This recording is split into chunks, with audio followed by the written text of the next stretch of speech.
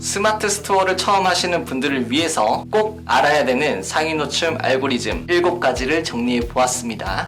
마부사키.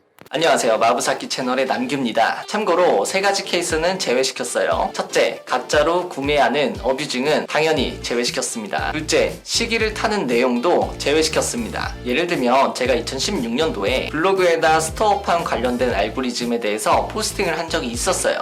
당시에는 네이버 쇼핑 상품 정보 제공 가이드라고 해서 이런 이미지로 설명을 많이 했었거든요. 근데 이게 2015년도에 나왔기 때문에 제가 밑에 첨부해드리는 파일들과 비교해보시면 지금과는 바뀐 부분들이 좀 있다는 걸 아실 겁니다. 셋째, 꼼수들은 제외했습니다. 플랫폼의 기능을 벗어나는 행위를 통해서 올라가는 방법이죠. 가령 최저가로 묶여서 상위에 노출되는 방법이라든지 이런 부분도 제외했습니다. 이게 뭐 불법이다 안 좋다라는 게 아니라 그렇게 할 수 있는 상품은 매우 제한적이니까요. 제가 다루는 내용들은 모든 판매자 분들이 해당되는 정석 중에 정석이라고 보시면 될 것 같아요.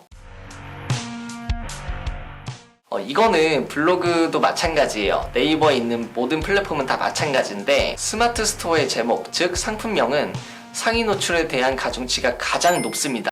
우리가 꼭 지켜야 될 상품명 가이드는 같은 단어가 반복되어 중복되지 않도록 해주세요. 중복이 되면 누락이 될 수 있습니다.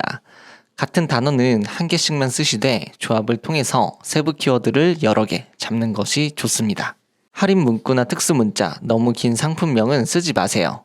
처음에 잘 올라가더라도 알고리즘에 의해서 뒤로 내려갈 수 있습니다.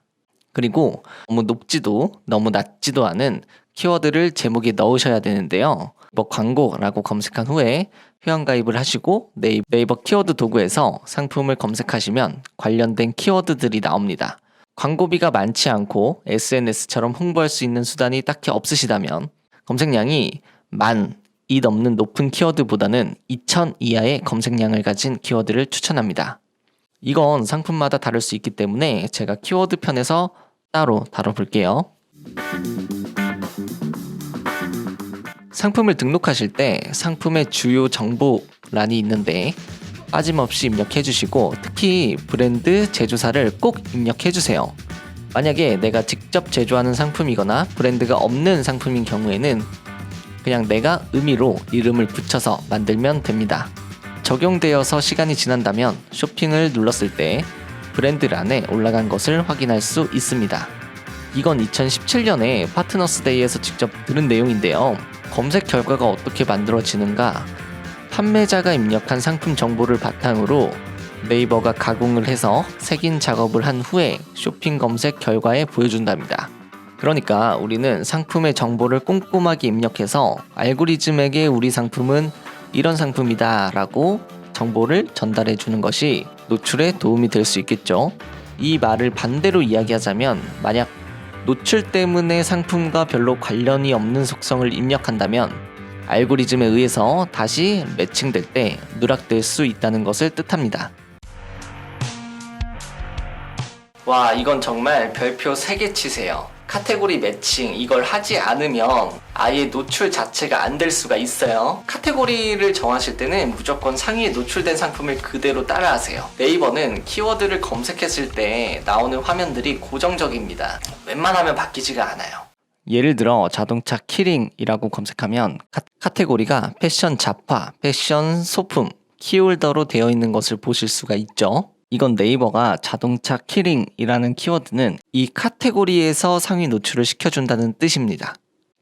만약 키링이 자동차 용품인 것 같아서 생활 건강에 자동차 용품에 키용품에 키케이스로 가신다면 사람들이 자동차 키링이라고 검색했을 때 노출이 되지 않을 겁니다. 검색 설정에서 상품과 관련된 태그를 직접 입력하는 칸이 있습니다. 태그를 잘 모른다고 해서 감성 태그만 넣으면은 또 이게 노출이 잘 안 됩니다. 사람들이 검색하는 키워드를 찾아서 직접 입력하시는 것이 좋은데요. 다만 몇 년 전보다는 넣을 수 있는 태그 제한이 굉장히 많아졌어요. 너무 큰 범위의 태그도 입력할 수가 없고요. 예전과는 다르게 입력한다고 해서 노출을 잘 시켜주는 구조가 아니게 되었어요. 하지만 검색에 적용되는 태그 확인 기능이 생김에 따라서 활용도는 올라갔는데요. 네이버가 밝힌 가이드에 따르면 내부에 저장된 태그만 노출을 시켜준다고 합니다. 즉 검색량이 낮은 세부 키워드라고 해서 무조건 노출시켜주는 구조가 아니었던 거죠. 이걸 잘 활용하시면 남들과는 다르게 경쟁을 가져가실 수 있습니다. 상품과 관련된 키워드를 찾으시고요. 내가 입력한 키워드가 네이버 태그 사전에 등록되어 있는지 확인해 보신 후에 추가해 주세요. 스마트 스토어에서 통 이미지로 상세 페이지를 만들면 알고리즘적으로 불리한가요? 라고 질문 주신다면 저는 그렇게 생각하지는 않아요. 솔직히 그런 거 고려하는 것보다 판매 건수 한 번 더 이루어지는 것이 상위 노출에 더 도움이 될 겁니다. 하지만 통 이미지로 만들지 않고 이미지, 텍스트 형태로 만드는 이유가 있어요. 크게 한 3가지 정도 있는 것 같은데, 첫째는 사용자 측면에서 텍스트를 보기가 굉장히 편합니다. 네이버는 이미지 위에 텍스트를 입히는 걸 기본적으로 좋아하지를 않아요. 근데 이거 아셔야 돼요. 이게 알고리즘 때문이 아니라 가독성 때문입니다. 이미지 안에 텍스트를 입히면 모바일에서 봤을 때 텍스트가 잘 안 보이거나 좀 지저분해 보일 수가 있거든요. 예를 들면 이런 화면을 모바일에서 보면 이렇게 보입니다. 좀 글자가 잘 안 보이시죠? 그래서 이미지 위에 텍스트를 입힐 때는 휴대폰처럼 작은 기기에서도 잘 보일 수 있을 만큼 폰트 크기를 키우는 것이 사용자 측면에서 좋은 방법입니다. 둘째, 상품에 대한 정보를 입력하면서 키워드를 노출시킬 수가 있습니다. 하지만 100% 노출되는 건 아니니까 그냥 참고만 하세요. 셋째, 윈도우 시리즈에 입점하게 되면 이미지 위에 텍스트를 못 넣게 되어 있어요. 그러니까 윈도우 시리즈를 준비하시는 분들은 통 이미지로 만드시면은 나중에 이미지 텍스트로 다시 한번 만들어야 되는 그런 불상사가 있을 수가 있습니다. 그러니까 처음부터 따로따로 만들어 놓는 것이 좋겠죠. 만약 경쟁 상품과 똑같이 10개가 팔렸다면 어떤 상품이 더 위에 있을까요? 당연히 리뷰 수가 더 많은 상품이 우선순위를 받습니다. 리뷰 수를 늘리는 방법은 뭐가 있을까요? 가장 많이 하는 방법은 리뷰를 남기면 포인트 직접 혜택을 주는 거예요. 그 다음 방법으로는 별도의 포토 리뷰 이벤트를 기획하는 겁니다. 또 리뷰의 중요성을 아시는 분들은 상품을 보내실 때 택배 박스 안에 손편지를 같이 첨부해서 보냅니다. 저도 이런 상품을 받아봤는데요. 굉장히 감동적이어서 판매자를 응원하고 싶어지고 리뷰를 써서 도와주고 싶어져요. 이런 꿀팁 하나 정도는 챙길만 하죠.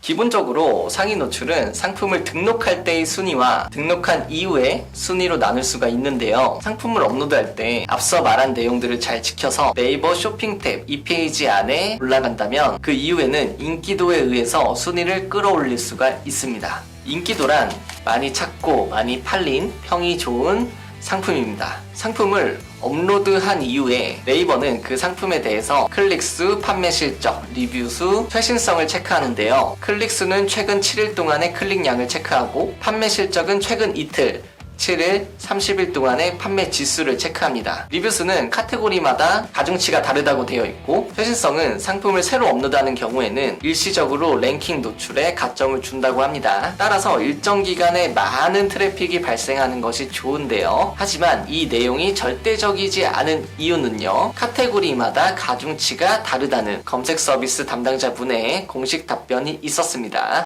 예를 들면 패션처럼 계절이나 트렌드 같은 시기적 특성이 있는 상품은 상위 노출에 올라가 있는 상품 주기가 짧고요. 가전제품 같은 경우에는 오히려 반대로 새로 나온 상품보다 몇 년 전에 나온 상품이 가성비가 더 뛰어난 경우가 있어요. 더 오래됐지만 사람들이 그 상품을 더 많이 찾다 보니까 판매 실적이 더 높아서 상위에 오랫동안 머무를 수 있게 됩니다. 이런 것들을 다 고려하기가 굉장히 어렵기 때문에 그냥 한마디로 내 상품이 경쟁 상품에 비해서 상대적으로 꾸준히 잘 팔리는 것이 상위 노출 가중치가 가장 높다라고 생각하시면 됩니다. 이 정도가 이해가 되신다면 기본적인 개념들은 다 이해하신 상태입니다. 이 이후에는요, 키워드를 조합한다든지 사용자 측면을 고려해서 메타 디스크립션을 활용한다든지 알고리즘을 고려해서 소개글에 키워드를 넣는다든지 그런 스킬을 하나씩 배우시면 됩니다. 상위 노출에 관련돼서 질문을 받으면 이런 질문들이 많이 나와요. 통 이미지를 쓰는 게 상위 노출에 도움이 될까요? 메타 디스크립션도 상위 노출에 도움이 될까요? 삭제하고 다시 만드는 게 상위 노출에 도움이 될까요? 등등등등. 이런 것들의 가중치를 하나하나 다 알고 있는 사람은 없을 겁니다. 아마 네이버도 모를걸요. 하지만 확실한 거는 사실 대부분의 질문들은 상위 노출에 아주 약간은 도움이 될 수 있겠지만 정말 제가 강조하고 싶은 거는 구매 건수 하나 더 일어나는 것이 상위 노출에 더 도움이 된다는 겁니다. 그러니까 우리 고객과의 관계를 개선시키는 진짜 마케팅에 집중해 봅시다. 오늘 영상은 여기까지고요. 이 영상이 도움이 되셨다면, 그리고 앞으로도 마케팅에 관련된 알찬 내용들을 보고 싶으시다면 구독과 좋아요 부탁드리고 다음 영상에서 만나요. 마부사키 채널의 남규였습니다. 감사합니다.